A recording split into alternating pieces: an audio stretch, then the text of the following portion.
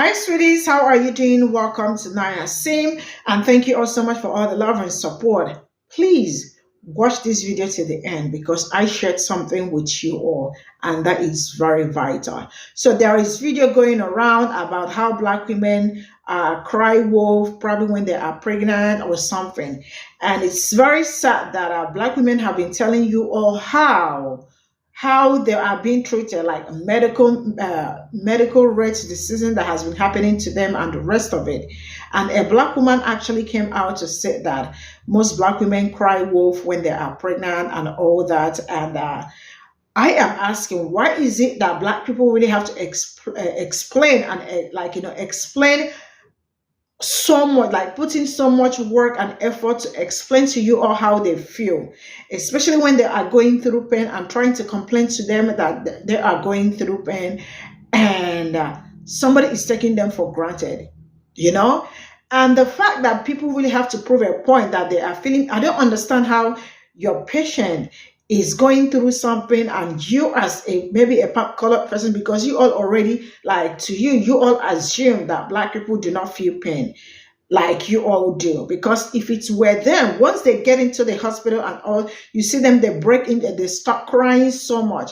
And some people are saying that it is time Black women also start crying so people will take them seriously. Like, the whole thing is just a mess. Let's get into sometimes as African American women, we're a bit more dramatic in that you go to the doctor and you complain and you complain and you complain, and you're not taken serious because you cried wolf the entire pregnancy. I read her statement. She stood 10 toes down on what she said and did not acknowledge the pain that she caused plenty of Black women who have been through a series of medical traumas. There's a ton of anecdotal information about how Black women have been dismissed in healthcare, and she didn't even acknowledge these very real and painful stories. So, should we cancel her? I don't know. I'm not for no Black woman losing her job, but can she do better? Yes. Does she need to be on these committees? No. But a lot of doctors are trained through a medically racist system. So she holds the same beliefs that some white doctors have been holding against us forever. With there being such a crisis in Black maternal health, we do not need any voices reiterating these debunked stereotypes about Black women. I suggest that Kamala Harris remove her from her committee, and that we get some new and fresh thinking. A lot of the studies that Dr. Jackie is quoting, they're 30 years old. We're in a new day and time, and Black women are demanding the care and the treatment that we deserve. There is no reason a Black woman should be 3 times more likely to die in childbirth, especially with a Black OBGYN. I'm super sensitive to this matter, more so than ever, because I'm having my first child at 40 years old. And thankfully, I haven't received any of the treatment that Jackie seems like she would dole out to her patients. And I just suggest that us in the healthcare field, that we do better. Here's my opinion on the Dr. Jackie situation. Dr. Jackie is an OBGYN who was on the Bravo show. And she got on the live and made a comment that Black women need to stop crying wolf when it comes to their healthcare. Because ultimately, that's why people don't listen to Black women. Girl, I hate that she said it. It breaks my heart that a Black doctor said it and a Black woman doctor said it. However, it is a conversation that needs to be had. I've worked in urgent care, emergency rooms, private practice, major hospitals, surgery centers, medical and dental. I've explained this before. If in passing, most people think I'm just Latina. And when I was really younger, nobody knew at all I was Black. So I would go into these rooms and these spaces where a patient would be Black and the majority of the staff is white, and I would see these interactions from the outside looking in. I gotta give this disclaimer. I'm not saying it's right.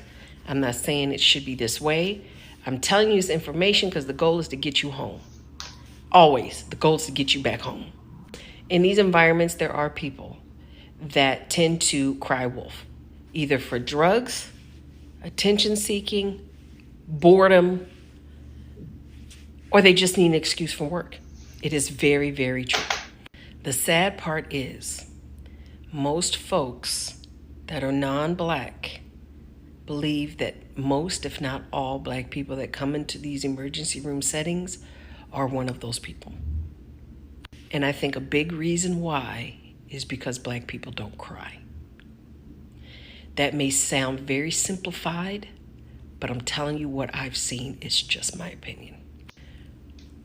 I would see white women come in, and the way that they would break down in tears and grab beds and throw a fit and a temper tantrum, it makes them more believable to them because that is how they perceive pain to be. If you're in pain, you're going to cry.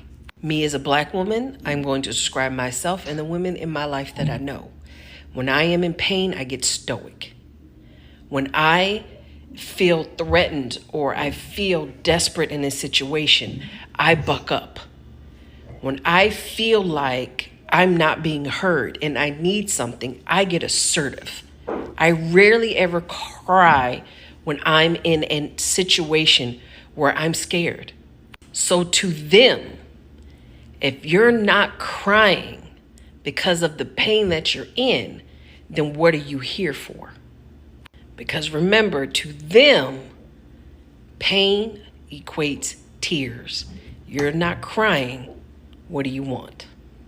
I never thought I would hear a black female doctor say that. I've known and felt it in rooms where white providers have expressed that without saying those words. And they also come with the pre-notion that black people in general just want to take advantage of the system. I understand when I listened to her apology, the message she was trying to convey. Now, whether or not her PR people put it together, it does not matter. Whether she believes it, it does not matter at this point. But it is something that needs to be talked about because the goal is to get you home. And if you have to go up against this beast of the current healthcare system, you need to be aware of the train of thought that's being had.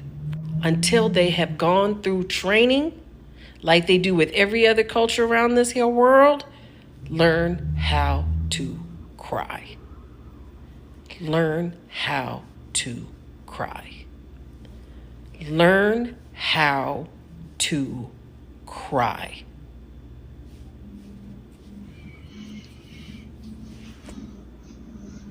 Learn how to cry. Because the goal is to get you home.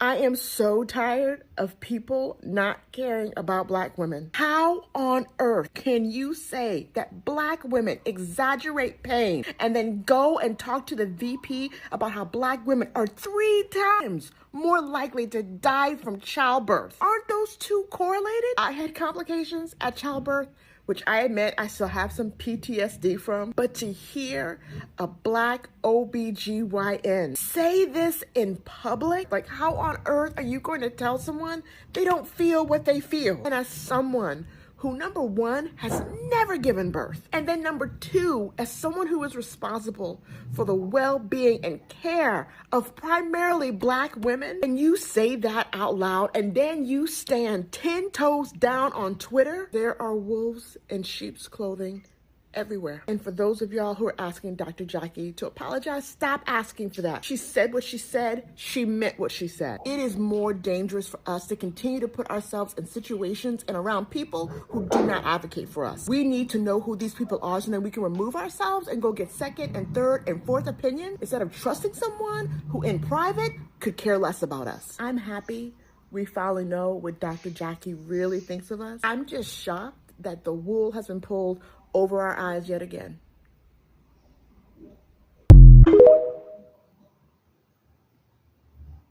I am so disappointed at what Dr. Jackie said, but unfortunately, I am not surprised. I'm not a mother and I don't have any kids, but if you're a black woman, 9 times out of 10, you or someone that you know has gone through some type of traumatic experience due to a medical doctor not taking your concerns or your pain seriously. Black women's mortality rate when it comes to childbirth is scary.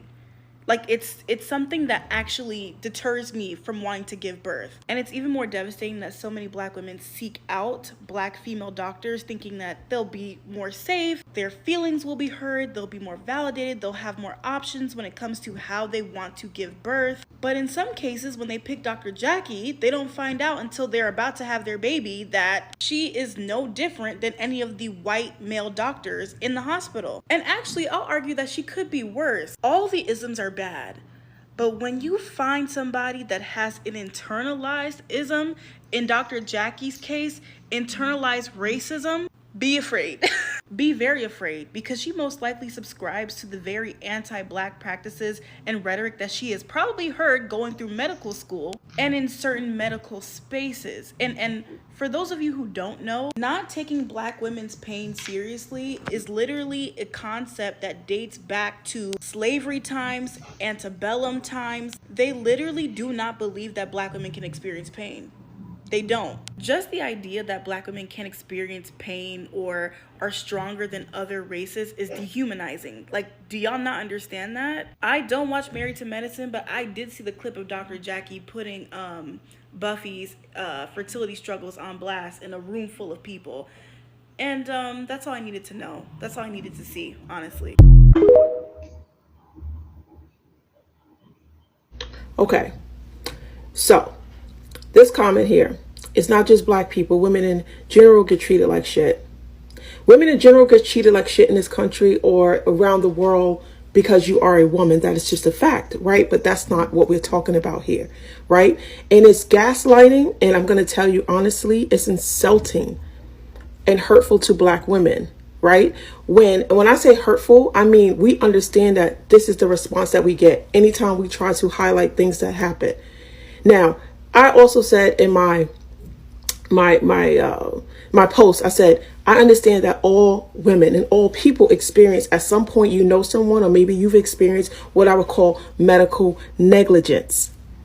Medical negligence is much different from being targeted as medical racism. When you are looked at because they are taught in school, doctors and nurses, that when they're taught that black women and black people in general don't feel as much pain as white people, as their white counterparts, right? That is what is taught. So this is what's embedded in them. And these are the people that are treating us at hospitals. Now, this didn't just happen overnight. This is something that, again, was embedded. Let me show you what I mean. So James Marion Sims, a 19th century Alabama surgeon, heralded as a father of modern gynecology, pioneered a treatment for vasculovaginal fetoles, a condition that affects bladder control and fertility in women. Between 1845 and 1849, Sims carried out experimental surgeries on enslaved women.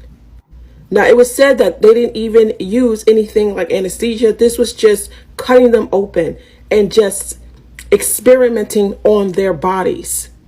It was without the use of anesthesia because, again, they think that black people don't feel pain. Again, it says here, Sims believed that black people could endure more pain than white people and is considered a form of racism and still present in the field of medicine. Okay, from medical school students in various racial and ethnic backgrounds to primary care doctors of small and large practices, this bias has adversely impacted the health outcome of black Americans. The only comment that should have been underneath that post that I made was, I'm sorry that you experienced these things. I'm sorry that from almost the beginning of modern medicine, you guys have been targeted and treated less than human. It's not a flex that this happened to us. He didn't post that to brag. I don't post that so that we can say, whoa, look what's happening to us. You think that this is something that we want? It's sad that even 2023, this is the response that we get. I'm going to just jump right to it. Racism in healthcare. I have an awesome older black lady who is wonderful. And she has the best mouth I've ever heard on anybody. And she went to a lab draw that I sent her to. And this is what happened. This is what she told me what happened. I I told this patient of mine that she can go and get a lab draw. And so she and her caregiver went, and the lab tech that was there told her, no, you can't. You have to come back. You have to not eat anything or drink anything or take any medicine. All of those things are not true. Depending on why you're having the blood drawn, you don't necessarily need to have all those things as a factor at that time. That is a drop in the bucket compared to what happened next. So she had to come back. They told her to not make an appointment, just come back. So she came back, and she was made to wait for an hour and 15 minutes. Well, they decided to draw her blood. They saw other people before her, even though she was there before them. The lab tech kept telling her to wait. Then when she finally did draw the blood, she pushed the needle in and dug it around in a zigzag manner. That's very, very painful. You don't do that. That's a good way to break blood vessels. She did part of the lab draw with one glove. She did not clean a tray off before. She did with every other client, but not with her, not with my patient. My patient has a problem ambulating because she had a stroke. She said to her when she saw her, well, you're having trouble walking, so we're going to put you in this room. Very loudly so everyone could hear it and so she could feel embarrassed. I can't even remember all of the other things that she did, but it was very pointed, specifically at my patient, who is an older black woman and whose caregiver is also black. Her caregiver backed her up 100% as to what happened for the scenarios. So my next stop is to call this lab company and talk to the manager, and if that doesn't work, I'm going to take it a little higher from there, because nobody treats a patient of mine that way. Racism, you can go to hell, and the attitude problem can go to hell, but you don't treat a patient of mine that way. I'll follow up with everyone after I speak to the lab company. Definitely I will. Trust me on this one. I don't care what your excuse is for being that way. I really don't give a damn. But there is zero excuse. I don't care if you're having the worst day of your life. You don't do that. So this is all I got from the stitches, and sincerely speaking, I don't know where to even start from, because I really don't know who told them that black people do not experience pain, black people do not like. Who told them that? And some people are also going to argue with you that because one of the videos, one lady was actually arguing that it's not just only black people that experience that they also experience it. You people do not experience that, because before you all walk in, you all start with your fake tears and all that. And like the first woman said, she was like, that said that black women need to start crying more. Man, I really don't know how to even how do people, I don't know, but people are going to be in pain. Some don't know how to cry. Some it is hard for them to cry. So we must really cry for people to know that we are going through pain. So we must really they must really see that tears. I just don't get it, because I don't understand how somebody is telling you that I am feeling pains, and you that do not know how the person is, somebody is telling you that I am feeling pains, and you are telling the person that you are not feeling pains. Really, this is really very sad. The fact that people really have to tell you people or explain to you that somebody is in pain is just something that I really do not understand, and it really does not make any sense. That I have to put up so many dramas or attitude for you to know that a black woman is in pain or she's going through pain and all that. I mean, make it make sense, because the math ain't mathing. But it is what it is. I think they cry. I don't know, man. I don't know. I just do not know. I just do not know why I must cry for them to know that I am in pain when I am telling them, trying to explain to them that I am in pain. Like she said, this thing started from the time of slavery, how they cut black women without anesthesia and all that. And these are barbaric acts, and to this very moment, some people are still experiencing it. That's why one of the doctors, a white doctor, said that he has so many black patients, and when they come to for maybe examination or something, like they are in the room alone, but there must be someone on telephone. I mean, like, talking with them to make sure that okay. Why do they do that?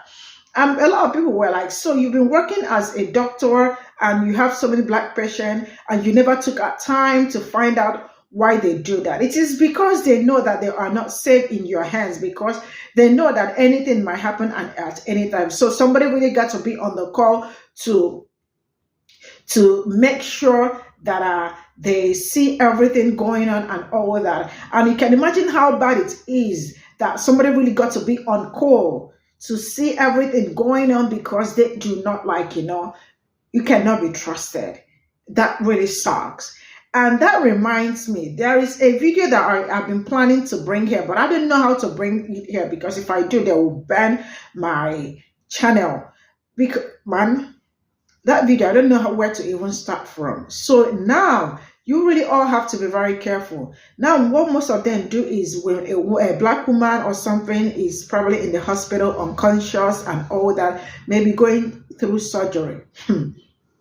Hey, oh my God, I don't know how to say this, but please make sure that there is someone with you. I saw where somebody was putting his Pe0ple in a black woman's mouth while she was unconscious. And the other doctors were there too, but they used something to demarcate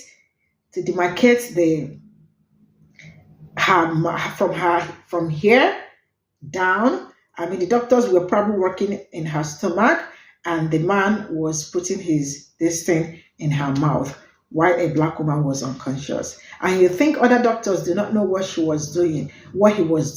They knew it is probably his own turn for that day to do, while others operate on the black woman. Just be very careful, really. See you all in my next video. Bye for now.